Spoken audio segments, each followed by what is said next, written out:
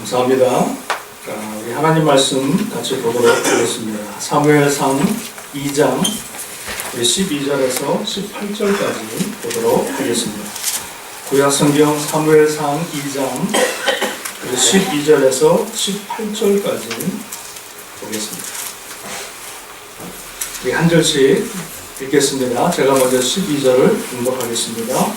엘리의 아들들은 행실이 나빠 여호와를 알지 못하더라.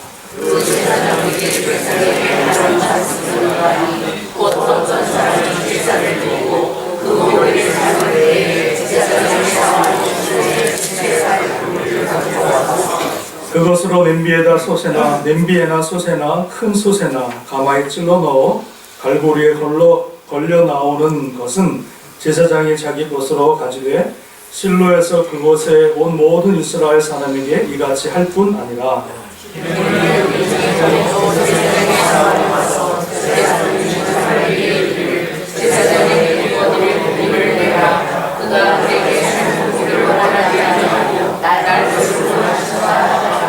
그 사람이 이르기를 반드시 먼저 기름을 태운 후에 내 마음에 원하는 대로 가지라 하면 그가 말하기를 아니라 지금 내게 내라 그렇지 아니하면 내가 억지로 빼앗으리라 하였으니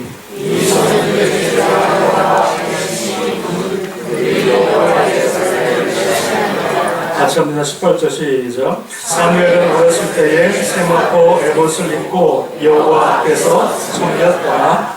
네, 찬양대 찬양하겠습니다.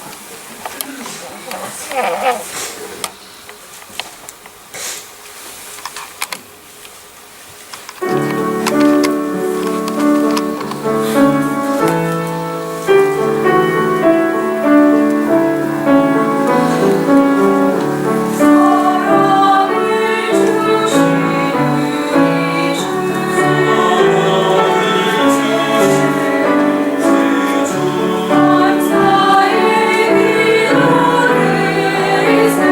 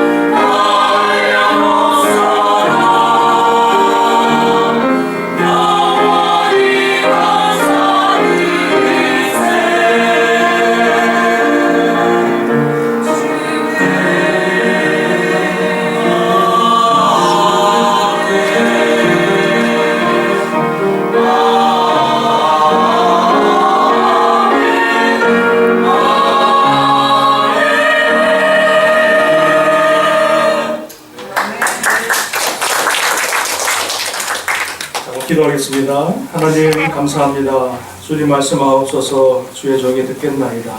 오늘 겸손하게 주의 말씀 앞에 부복하고 하나님 말씀 앞에 나면하며 또 그 말씀대로 살아 순종할 수 있는, 결단할 수 있는 귀한 시간 하나님 되게 하여 주옵소서. 세상의 염려 근심 다 내려놓고 하나님 말씀 앞에만 집중할 수 있도록 하나님 도우시고 함께 하시고 역사하여 주옵소서. 감사와 영광을 주께 돌립니다. 예수님의 이름으로 간절히 기도합니다. 아멘. 할렐루야. 네. 우리 좌우 뒤에 계신 분과 인사하겠습니다. 주님의 이름으로 사랑하고 축복합니다. 우리 인사하겠습니다.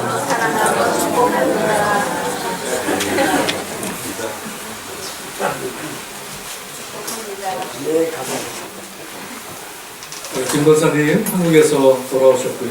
너무 감사하고 건강한 모습에 너무나 감사하고 또 다음 주에 우리 한장모님 대회에 한국에서 돌아오시고 합니다. 얼마나 감사한지.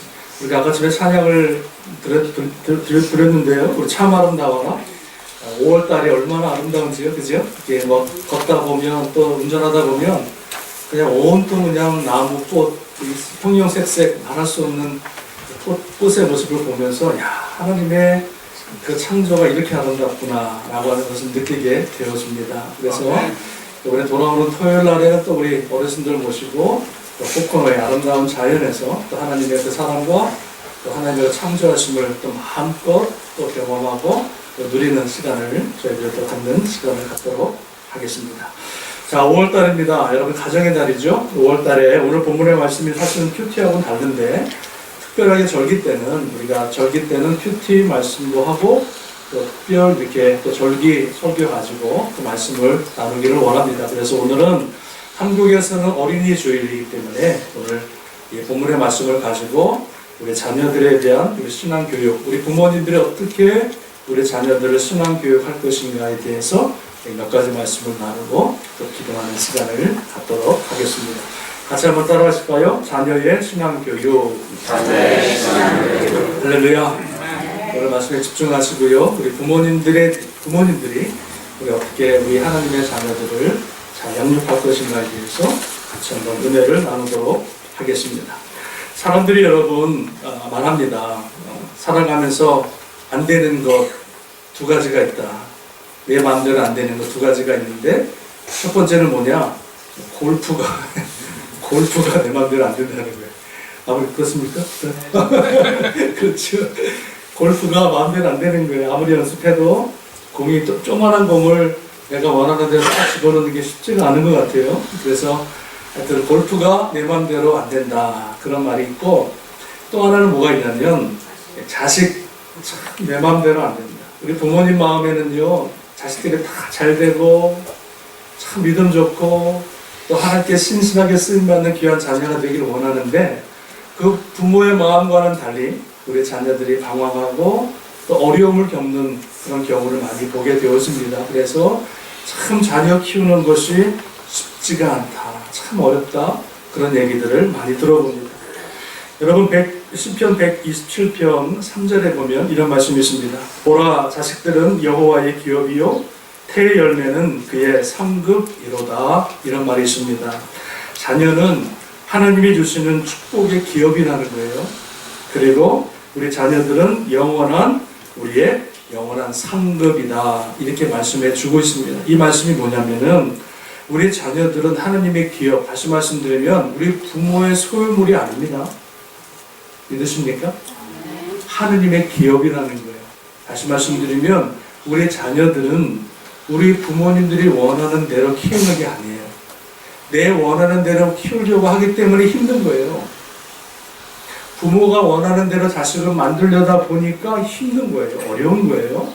그러나 분명히 성경에서는 자식은 여호와의 기업이다. 그래서 우리 자녀들은 우리의 소유가 아니라 하나님의 소유, 하나님의 기업, 하나님의 상급이기 때문에 우리 자녀들을 키울 때 어떻게 키워야 되냐면 하나님이 기뻐 받으시고 하나님의 영광을 드러내는 자녀로 키워야 되는 줄로 믿습니다. 부모의 어떤 한풀이가 아닙니다. 내가 음악했는데 내 자녀만큼은 위대한 음악가로 만들겠다. 그거 아니라는 거예요. 오직 우리 자녀를 키우고 우리 자녀들을 맡겨두신 이유는 뭐냐? 우리를 하나님의 대리자로 세워서 그 자녀들이 하나님 모시기에 합당하고 하나님의 믿음의 영광의 자녀들이 되기 위해서 저와 여러분을 귀한 하나님의 자녀를 허락하신 줄로 믿습니다. 여러분, 잠언서 22장 6절에 마땅히 행할 길을 아이에게 가르치라. 그리하면 늙어도 그것을 떠나지 아니하리라. 어렸을 때 마땅한 일을 가르치면 그것이 평생도록 늙어서도 그 길을 떠나지 않는다는 거예요. 이 말씀은 뭐냐면 우리 부모님들이 자녀에 대한 그 사명이 얼마나 큰지를 말씀해 주고 있다는 거예요. 우리 자녀들의 그 인생과 운명은 누구의 손에 달려있다? 저와 여러분의 손에 달려있다는 거예요. 우리 부모님들이 마땅히 행할 길을 아이에게 가르치면 그것이 우리 자녀들의 평생의 여러분 인도자가 되고 지침이 되어서 그 길을 떠나지 않는다. 그래서 우리 부모님들이 사명을 가지고 우리 자녀들의 인생을 붙들고 그들을 하나님의 귀한 말씀으로 세워나가야 하는 그런 사명과 그런 엄청난 그런 사명의 비전이 우리에게 있다고 하는 것을 말씀해 주고 있습니다. 그래서 여기 앉아 계시는 저를 비롯해서 우리 모든 부모님들이 오늘 자녀의 신앙교육이라고 하는 이 제목의 말씀을 가지고 우리가 은혜를 나눌 때 다시 한번 깊이 생각하고 또 주님 안에서 말씀 가운데 도전받는 귀한 시간 되기를 주님의 이름으로 축원합니다. 아멘. 자, 성경에 보면 자녀 교육에 실패한 사람 세 사람을 우리에게 대표적으로 보여주는 인물이 있습니다. 자녀 교육에 실패한 사람 대표적인 세 사람 세 분을 우리 성경에서는 보여주는데요. 자, 첫 번째는 누가 있냐면 오늘 본문에 읽은 말씀과 같이 엘리 제사장이라고 하는 사람이 나옵니다. 여러분, 이 엘리 제사장은요 엄청난 사람입니다. 사사시대, 그러니까 왕이 오기 전까지 온 이스라엘의 영적 지주였어요. 온 이스라엘의 영적 우두머리였고요. 온 이스라엘 백성들의 어떤 제사장으로서 하나님 앞에 하나님과 이스라엘 백성들의 엄청난 영적인 것을 담당하는 그런 민족의 어른이었습니다. 그는 사사였고요. 또 그는 선지자, 하나님 말씀을 대언하고 하나님 말씀을 전하는 엄청난 특권과 엄청난 권력과 엄청난 은혜를 받은 사람이 누굽니까? 엘리 제사장입니다. 우리가 우습게 여길 사람이 아니에요. 그는 엄청난 특권과 사사로서 선지자로서 하나님이 부르시고 그에게 은혜를 주셨는데 그의 아들 두 명이 있었습니다. 그의 아들은 누굽니까? 홈니와 비느하스 두 명의 아들이 있었는데 이 두 아들을 이 엄청난 제사장이 수많은 제자들을 키워내고 수많은 제자들을 가르치는 이 엄청난 엘리 제사장이 자기 두 아들을 키우는 데는 실패한 것을 오늘 사무엘상 2장에서 우리에게 말씀해 주고 있습니다.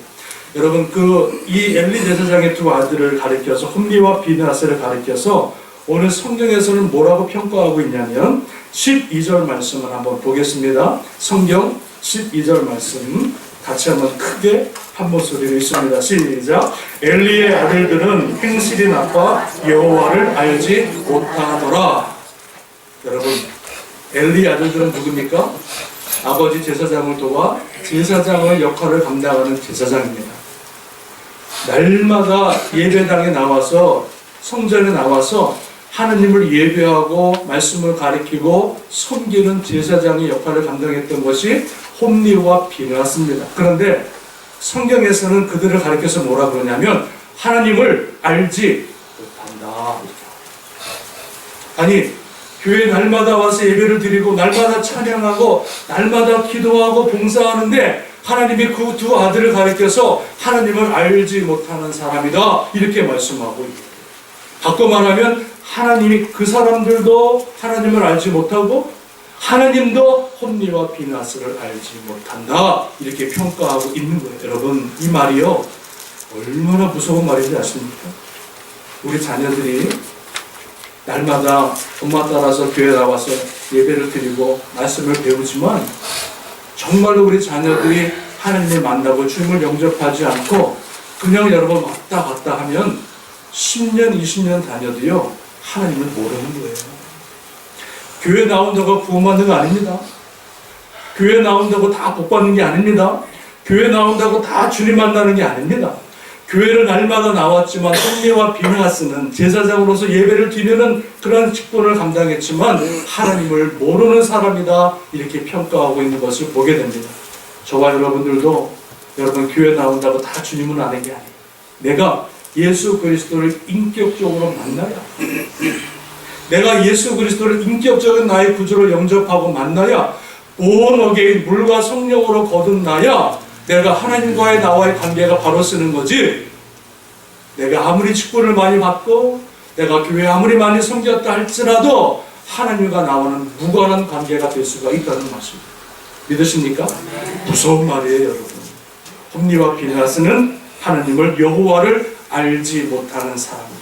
그러면서 하나님께서 이 홈리와 비느하스의 대표적인 큰 죄 두 가지를 하나님이 말씀하십니다. 이 두 아들이 지었던 엄청난 죄의 두 가지를 말씀하시는데, 첫 번째는 무슨 죄냐면 하나님의 예배를 멸시한 죄입니다. 본문에 여러분 17절 말씀을 같이 한번 크게 읽어보겠습니다. 17절 시작. 이 소년들의 죄가 여호와 앞에 심히 크면 그들이 여호와의 제사를 멸시하였음이었더라. 여호와 앞에서 큰 죄가 있는데 그게 뭡니까? 여호와의 제사를 멸시한 죄. 바꿔 말하면 여호와의 예배를 멸시한 죄는 하나님 앞에 큰 죄라는 거예요. 그러니까 여러분, 예배가 복이 될 수도 있고 화가 될 수도 있어요. 여러분, 예배를 잘 드리면, 하나님 앞에 신령과 진정 예배를 드리면 하나님이 영광을 받으시고 복을 허락하시지만, 이 예배를 우습게 여기고 이 예배를 경홀히 여기고 그냥 대충 예배를 드리고 가면은요, 그게 여러분 화가 될 수가 있다는 말씀입니다. 홈리와 비느하스는 제사장으로서 백성들이 제물을 갖고 왔을 때에 하나님께 먼저 드려야 되는데, 그것을 뭡니까? 인터셉, 가로채는 거예요. 그리고 삶아서 드려야 되는데 그것을 생으로 가로치면서 하나님 앞에 드려질 예물을 가로치고, 하나님 앞에 드려질 그 예배를 방해함으로 인하여서, 모든 백성들이 드려지는 그 예배를 방해함으로 인하여 하나님 앞에 그 제사를, 예배를 멸시하는 큰 용서받지 못할 죄를 홈리와 비느하스가 지었다. 믿으십니까? 여러분, 이게 큰 죄라는 거예요, 하나님 보실 때. 그래서 우리가 예배를 드릴 때 신령과 진정의 예배를 드려야 합니다. 정신을 바짝 차리고 주무시면서 드리면 안 돼요. 주무시는 건 집에서 주무시죠. 왜 교회에서 주무십니까? 주무시면 안 돼요.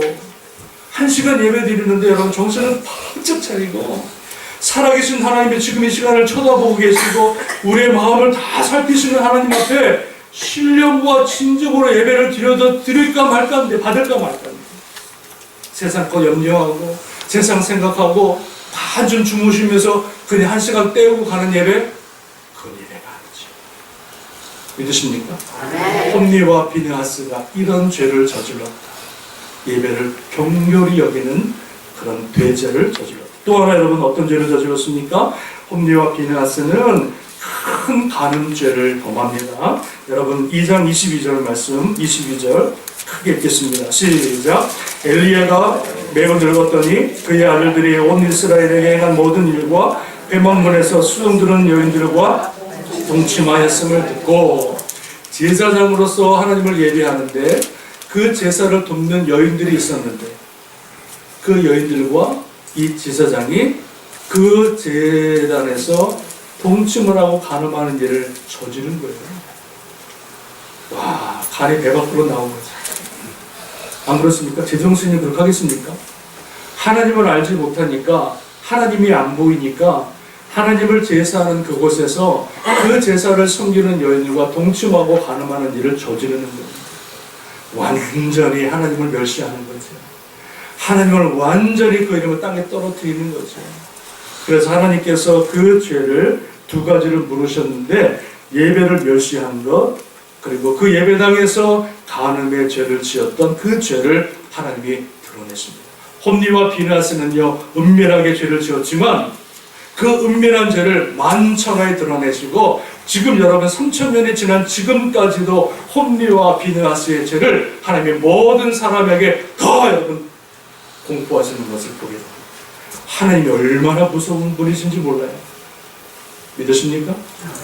이 홈리와 비느하스가 이런 두 가지 엄청난 하나님 앞에 죄를 지었을 때 하나님이 그 죄를 심판하시는데 그 죄의 심판의 결과가 무엇입니까? 크게 여러분 세네 가지가 있는데 첫 번째는요 그 범죄의 결과가 무엇이냐면 이 홈리와 비느하스가 전쟁에 나갔을 때 전쟁하다가 그 두 아들이 죽습니다.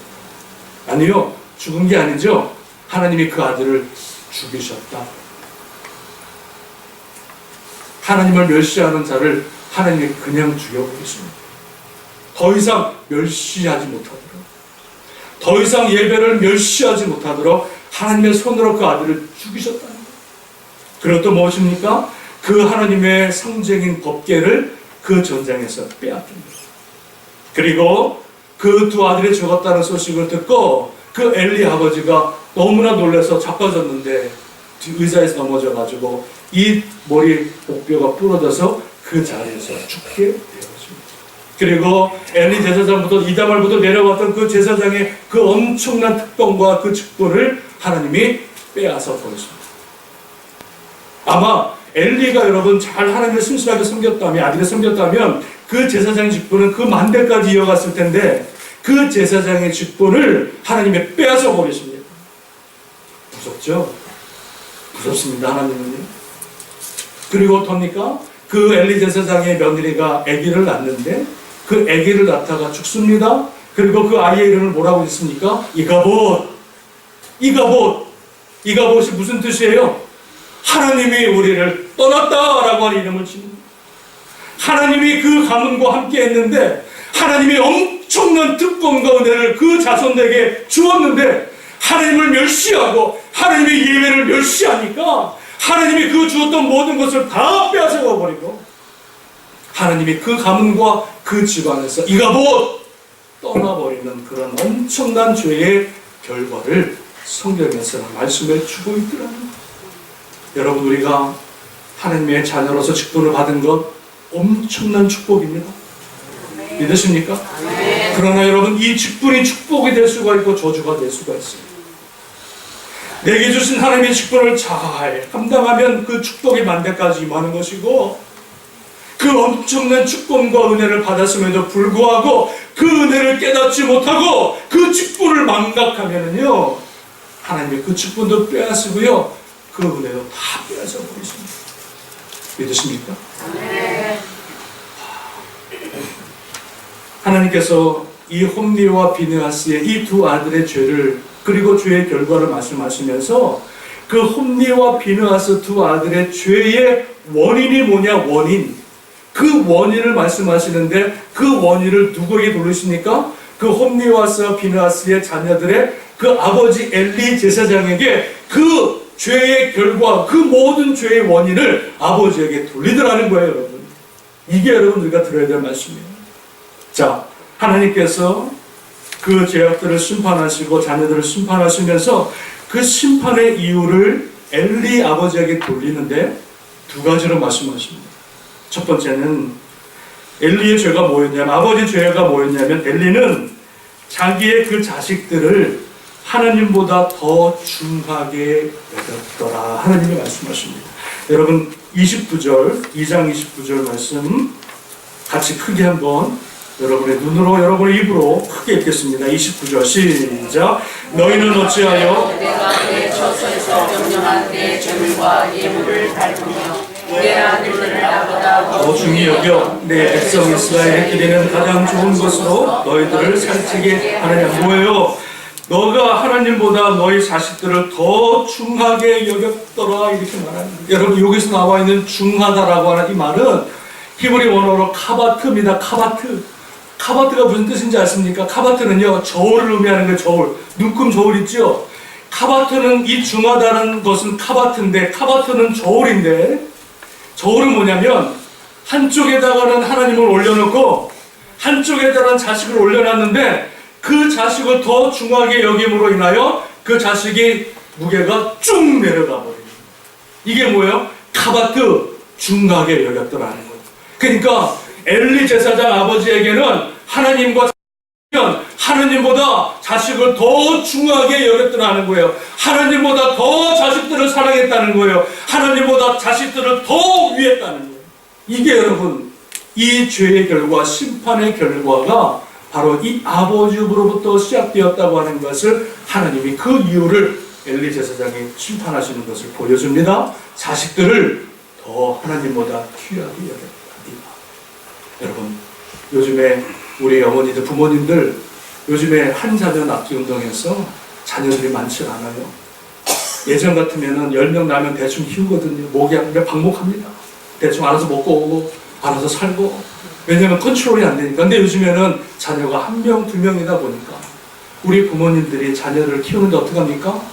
우리 자녀들이요, 우상이야, 우상. 하나님보다 더 위에 올라가. 같은 자녀들 앞에서 하나님 앞에 쩔쩔매야 되는데 하나님 앞에 당당하고 자녀들 앞에서는 쩔쩔매는 거예요. 그래서 여러분, 자녀들이 학교에서 무슨 주일날 무슨 토너먼트가 있다. 그러면 여러분, 우리 부모님들 어떻게 해야 됩니까? 토너먼트 보내야 돼요? 교회 보내야 돼요? 토너먼트 보내야 돼요. 학교에 중요한 무슨 이그잼이나 모임이 있으면, 파티가 있으면 우리 자녀들을 주의 전으로 보내야 되는데 파티를 보내고 학교. 이게 뭐예요? 자녀들을 더 중하게 여기는. 하나님을 예배하는 그 예배 자리가 중요해야 되는데, 하나님을 예배하고 찬양하는 이곳이 세상에서 가장 중요한 곳이 되어야 되는데, 주의 날 하나님을 예배하는 자리를 대신해서 다른 곳을 보내고 다른 곳에 허락하게 되어지는 것, 이것이 뭡니까? 곧 카바트 중하게 여깁니다. 그러니까 엘리 제사장의 큰 죄는 무엇입니까? 하나님보다 자녀들을 더 중하게 여긴 죄를 하나님 고르시더라. 믿으십니까? 두 번째, 여러분, 엘리 제사장에게 하나님께서 그 심판의 이유를 뭐라고 말씀하시냐면, 엘리는 자식들의 죄에 대하여 방조하였다, 이렇게 말씀하십니다.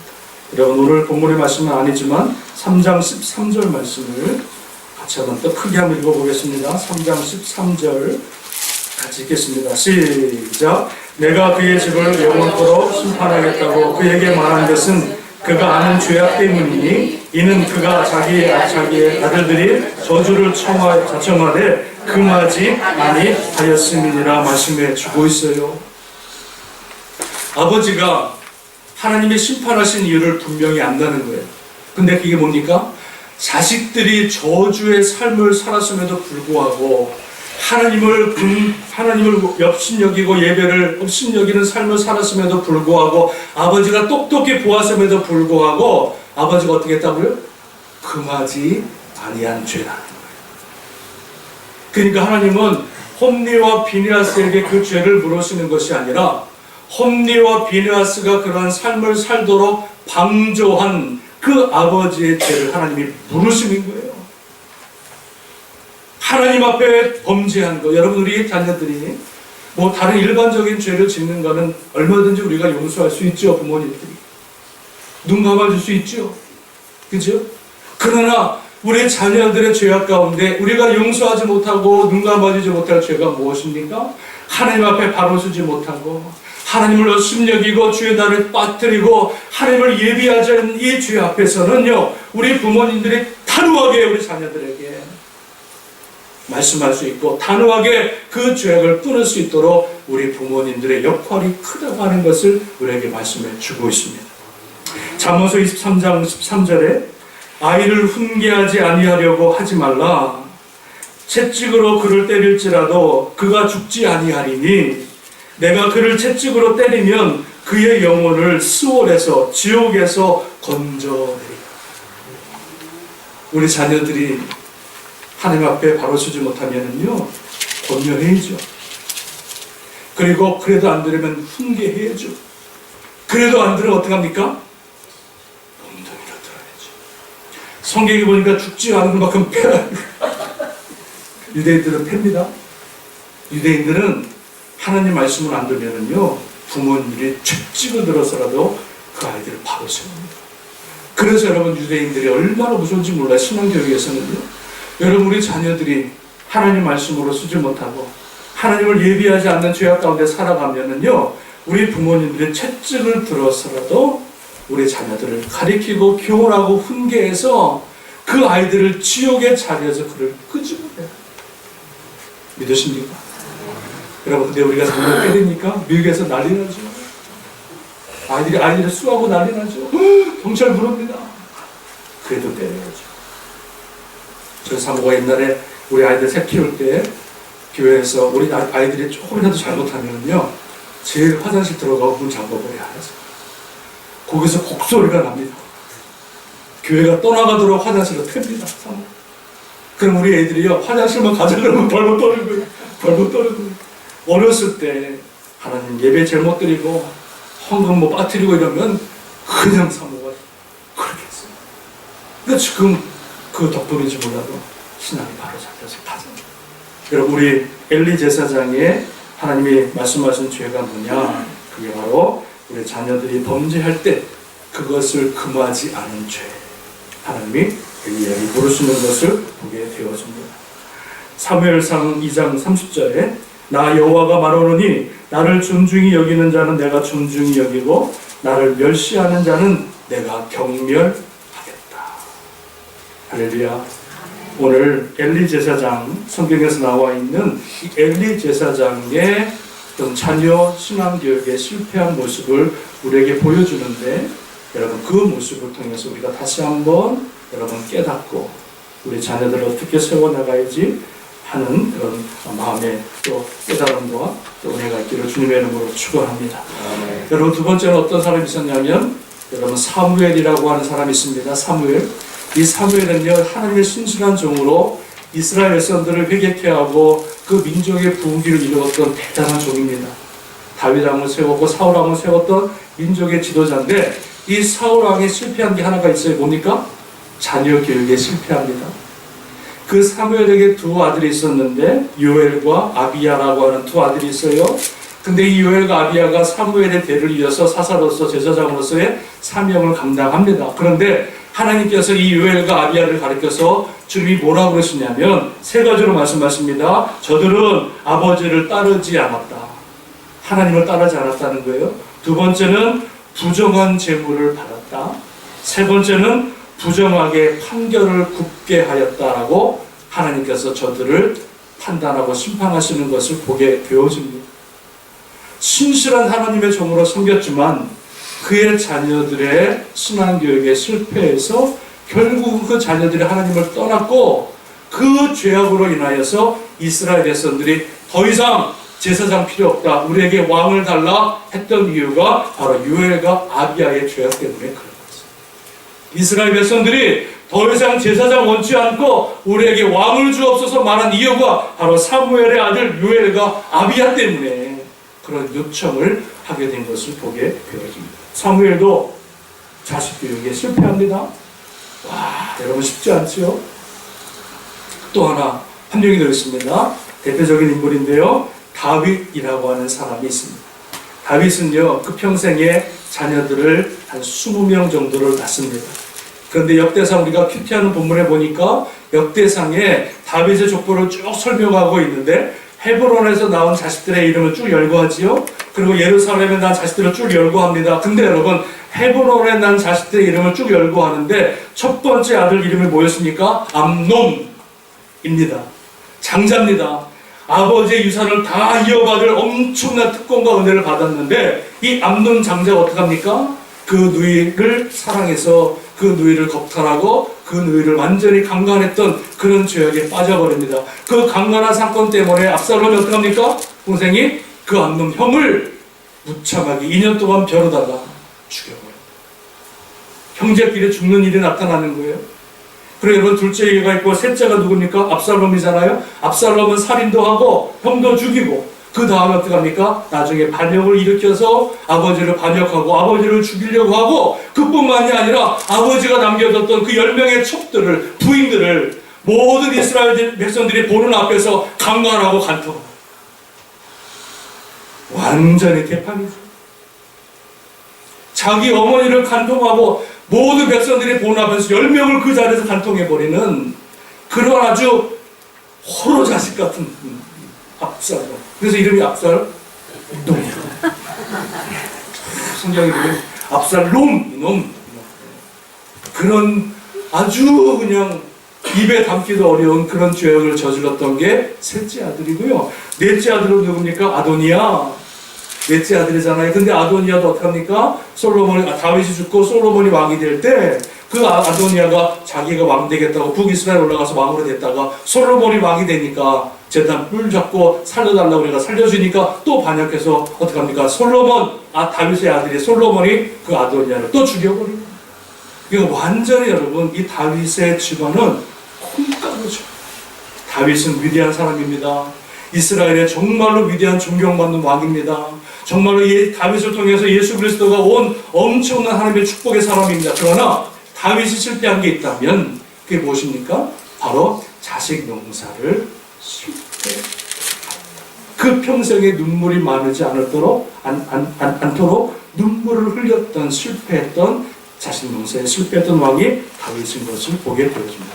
여러분, 그런데 이 세 사람 엘리와 사무엘과 다윗 왕의 공통점 하나가 있습니다.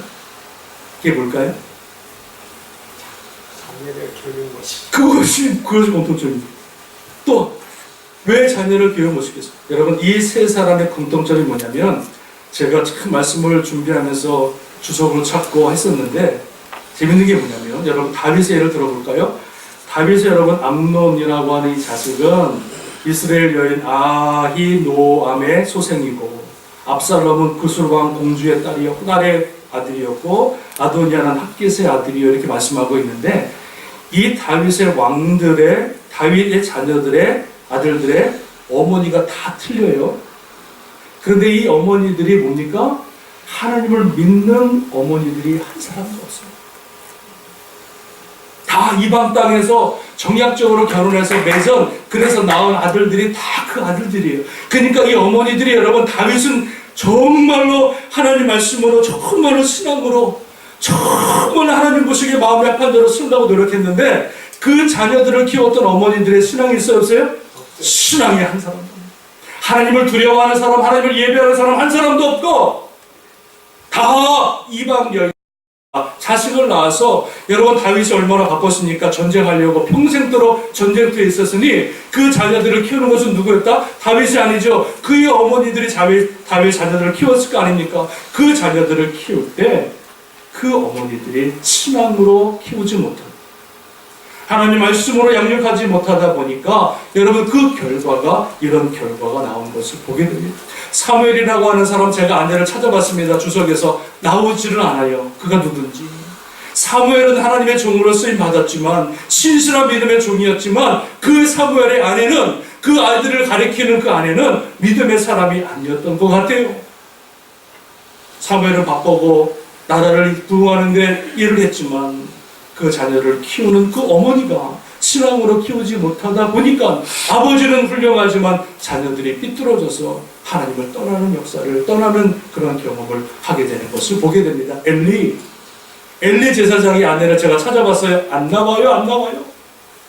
엘리는 하나님의 신실한 제사장이었지만, 사사였지만, 선지자였지만, 그 두 아들 홈리 비나스를 가리켰던 그 어머님의 이름이 안 나오더라는 거예요. 뭡니까? 뭘 의미하는 거죠? 그 어머님의 신앙이 없었던 거예요. 그 아이들을 양육할 때 하나님 말씀으로 가르치지 못했던 그런 모습을 보여주고 있다는 거예요. 여러분, 이 세 분의 공통점이 뭐냐? 우리가 이 말씀을 유추해 보면은 무엇입니까? 아버지들은 나름대로 하나님께 쓰임받는 종이었지만, 그 자녀들을 키우는 어머님들의 역할이 없었기 때문에, 그 어머님들의 신앙으로 말씀으로 가르치는 어머님들의 신앙이 없었기 때문에 이 자녀들이 다 하나님을 떠나고 하나님이 원치 않는 모습으로 방황하고 버림받게 되는 것을 보게 되었죠. 여러분, 그래서 유대인들, 여러분 제가 말씀드렸다시피 유대인들은 결혼을 하면 남자가 유대인이고 엄마가 이방 한국 사람이면 자식에서 결혼해서 애를 낳잖아요. 그러면 아빠가 유대인이고 엄마가 한국 사람이면 그 자식이 낳게 되면 그 낳은 자식을 유대인으로 취급할까요? 안 할까요? 안 합니다. 아무리 아버지가 회당장이고 높은 고위직에 있다 할지라도 어머님이 이방인이고 한국 사람이면 유대인의 족보에 못 들어가요. 왜 그렇습니까? 그리고 여러분, 그런데 어머니가 유대인이야. 아빠는 한국 사람이야. 결혼했어요. 애를 낳았어. 그럼 어떻게 할까요? 이 아이는 엄마가 유대인이면 아빠가 한국 사람이든 아프리카 사람이든, 그래서 여러분 유대인들이 빵보다 쓴 거 보면은요, 아프리카 사람, 별 사람 다 있어요. 아시아, 필리핀계, 동남아 다 있습니다. 근데 유대인이라고 그래, 자기들은. 이 빵보다 쓰고 다니. 그게 뭡니까? 어머니가 유대인이면 아빠가 노매로 누구든지 상관없이 그 자녀들을 유대인으로 없앴다. 왜 그렇습니까? 그 자녀의 신앙교육은 누가 하는 겁니까? 어머니입니다. 여러분, 남자 아빠들은요, 밖에서 일하시느라고 사실 자녀들과 관계를 맺고 교육하는 게 쉽지가 않아요. 저도 우리 자녀들 만나서 대화하는 게 쉽지가 않아요. 저도 뭐 한마디 하려고 그러면 아이들이 봐서 도망갑니다. 혼내는 줄 알고. 대화가 안 돼요. 근데 우리 엄마는 늘 아이들을 낳고 늘 키우고 늘 대화하고 그 어머님의 모든 것들을 다 물려주기 때문에 자녀들에게, 그 자녀들이 제일 본받는 사람이 누굽니까? 엄마예요, 엄마. 그래서 우리나라에 이런 말도 있잖아요. 며느리를 데리고 오려 하거든 누구를 보라? 친정엄마를 보라. 들리시는 분 계실지 모르겠지만 며느리를 데리고 오면 그 며느리를 보지 말고 그 친정엄마를 보라는 거예요. 그러면 그 친정엄마 똑같이 이 며느리가 행하기 때문에 그 친정엄마를 보고 데리고 오면 100%다. 여러분, 이 말씀은 뭐예요? 오늘 엘리와 사무엘과 다윗의 이 실패한 신앙교육을 통해서 우리가 얻는 게 무엇입니까? 남자의 역할도 중요합니다. 그러나 그 남자보다 이렇게 엄청난 종들이었음에도 불구하고 신앙교육에 실패한 이유가 뭐냐? 엄마 자리의 부재예요. 엄마 자리의 신앙의 부재가 이러한 결과를 낳게 된 것을 여러분 보게 되어집니다. 그래서 여러분 이런 말 있죠. 세상을 정복하는 것은 남자고 그 남자를 정복하는 것은 누구다? 여자. 남자가 큰 소리 치는 것 같지만은요, 사실 여자가 얼마나 강한지 몰라요. 남자를 다 휘잡은 사람이 누구예요? 여자예요. 다 여자들이 여러분 세상의 인도 다 만들어내거든요. 여러분, 그래서 제가 오늘 감히 말씀을 드리는 것은 뭐냐면, 정말로 우리 자녀들을 신앙교육으로, 말씀교육으로 하나님의 자녀를 키우는 데 있어서 가장 중요한 역할을 하시는 분이 부모지만, 부모 중에서도 누구다? 우리 어머니들이, 우리 엄마들이 말씀으로, 신앙으로 바로 서서 그 아이들을 훈계하고 가르치고 양육할 때 그 아이들이 믿음으로 아름다운 신앙의 자녀로 서가는 줄로 믿습니다. 신앙교육은 여러분 교회에서 하는 게 아니에요. 가정에서 하는 거예요. 가정에서 안 가르치고 교회에서 100번 여러분 1000번을 교회 온들 안 돼요. 안 변해요.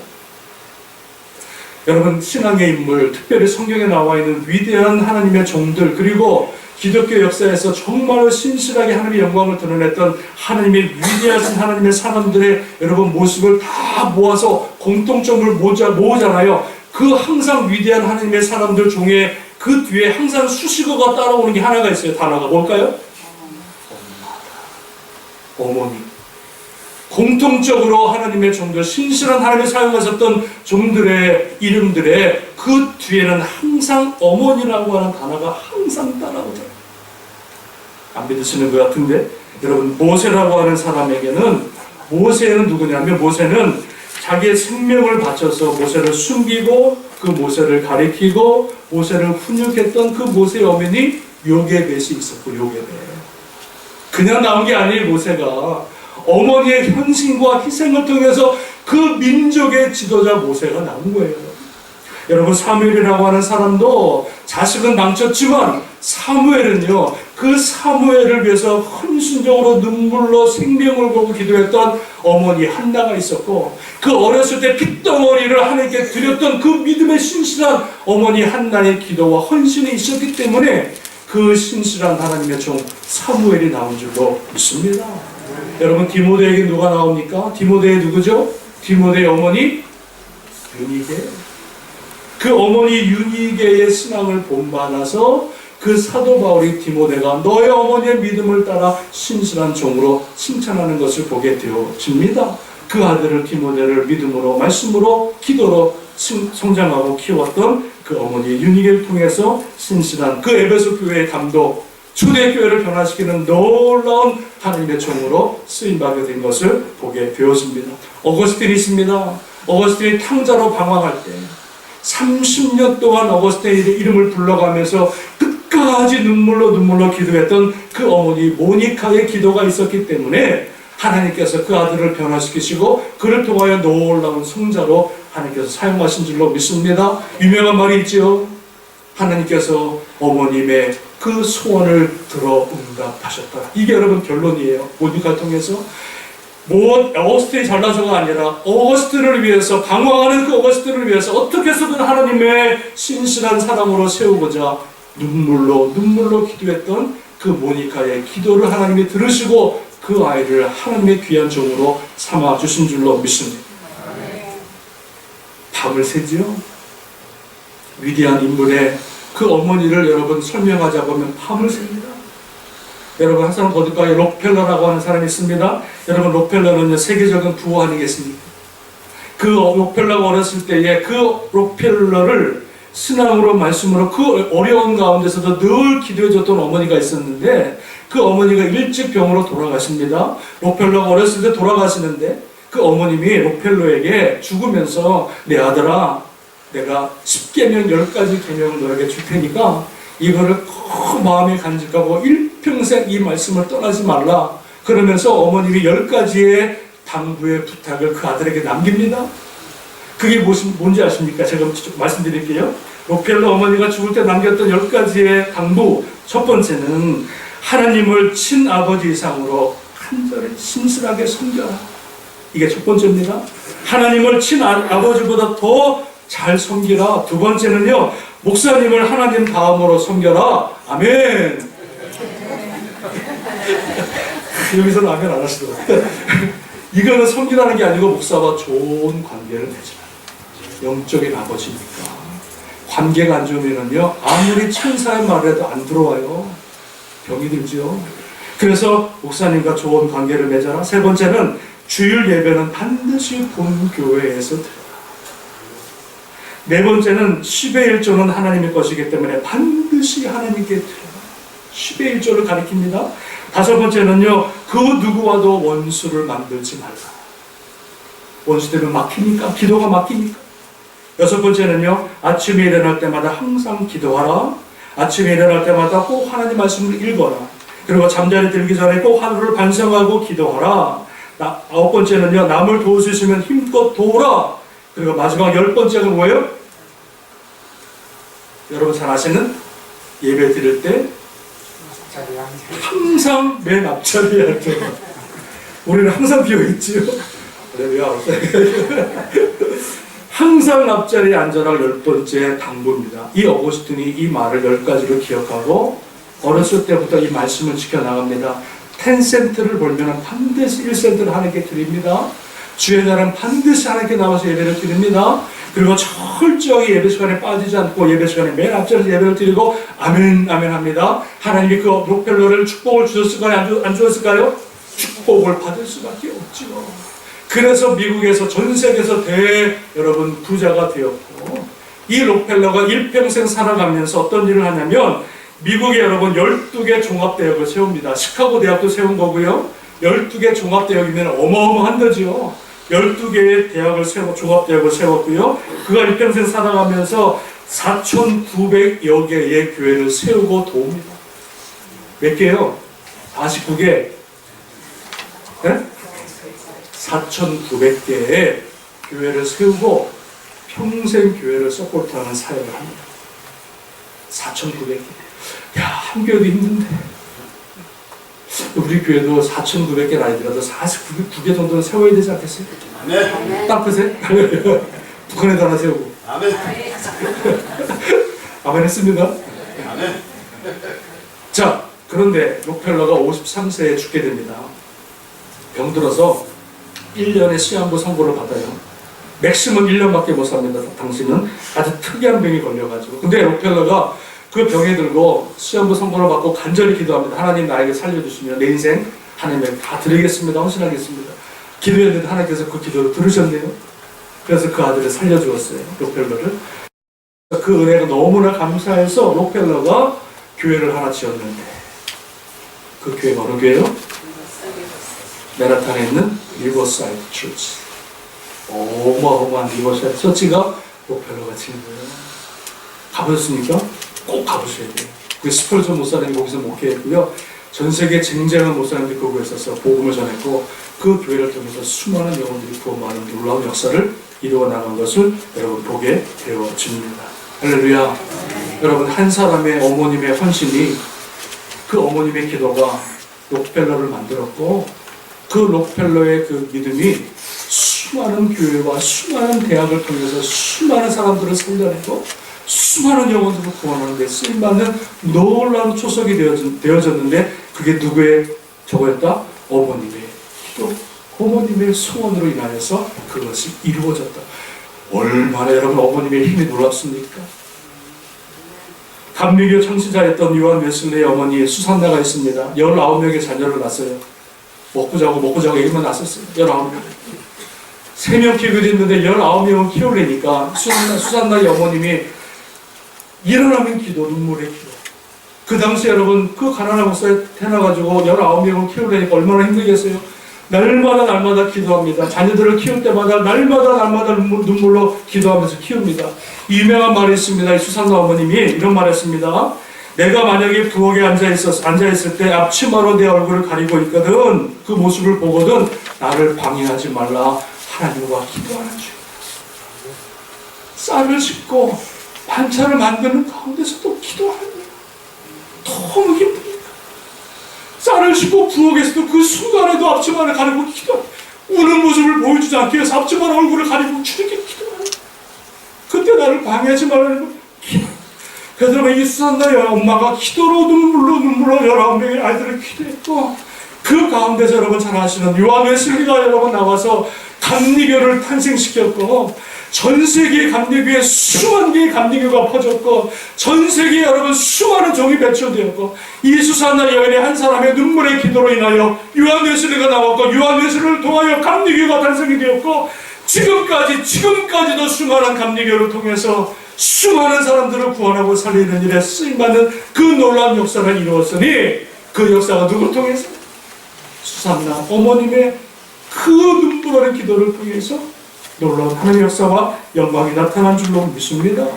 링컨 아브라함에게는 여러분 그 아들을 위해서 기도했던 낸시 여사가 있었고 땅끝교회 한순규 목사께는 저를 위해서 눈물로 평생을 기도했던 김기순 권사님이 계십니다. 저는 평생이 어머님의 눈물의 기도를 잊지 못해요. 생명을 걸고 기도하셨기 때문에 식사만 하시면 기도하시고 식사만 하시면 성경 보시고 식사만 하시면 눈물로 아들을 위해서 기도하셨다. 죽는 그 순간까지도 아들을 위해서 기도하셨던 어머님의 기도를 잊지 못해요. 할렐루야. 아버지 기억은 별로 없어요. 성경의 위대한 인물 가운데 아버지라고 하는 단어는 거의 찾아볼 수가 없어요. 누가? 어머님의 그 이름이 항상 따라오는 것을 보게 되었습니다. 사랑하는 여러분, 우리가 어린이 주일을 맞이해서 우리 부모된 우리들이 어떻게 우리 자녀들을 키울 것이고 어떻게 하나님이 기뻐하시는 믿음의 자녀를 키울 것인가 여러분 이 한 주간만이라도 깊이 여러분 고민하시고 하나님 말씀을 통해서 다시 한번 주님 앞에 결단하고 헌신되어지는 귀한 한 주간 될 수 있기를 주님의 이름으로 축원합니다. 아버지 역할 너무나 중요합니다. 그러나 아버지의 역할도 중요하지만 더 중요한 분이 있으니 우리 자녀들을 위해서 눈물로 기도하는 어머님의 역할이 그 어느 역할보다도 가장 큰 역할인 줄로 믿습니다. 자기를 여러분 태를 안고 10달 동안 여러분 낳은 자식들을 위해서 기도하는 그 기도만큼 더 여러분 간절한 기도가 있을까요? 자기의 생명을 바쳐서 낳은 자식들을 위해서 기도하는 어머니의 기도만큼 하나님이 기뻐하시는 기도가 있을까요? 하나님은 어머님의 기도를 다 들으십니다. 우리 어머님의 눈물의 기도는 반드시 하나님이 들으신다고 하는 사실을 여러분 기억하시고, 오늘 자녀들을 위해서 우리가 할 수 있는 것 하나밖에 없습니다. 자녀들을 위해서 눈물로 기도하는 것. 기도하면 하나님이 들으시고, 한국에 있든 아프리카에 있든 어디에 있든지 간에 저와 여러분의 부모의 기도를 들으시고, 그 눈물이 떨어질 때마다 하나님의 놀라운 응답의 역사, 그 자녀들을 하나님의 귀한 자녀로 세우시는 귀한 역사들이 나타나게 되는 줄로 믿습니다. 할렐루야. 네, 기도하겠습니다. 피아노 쳐주시고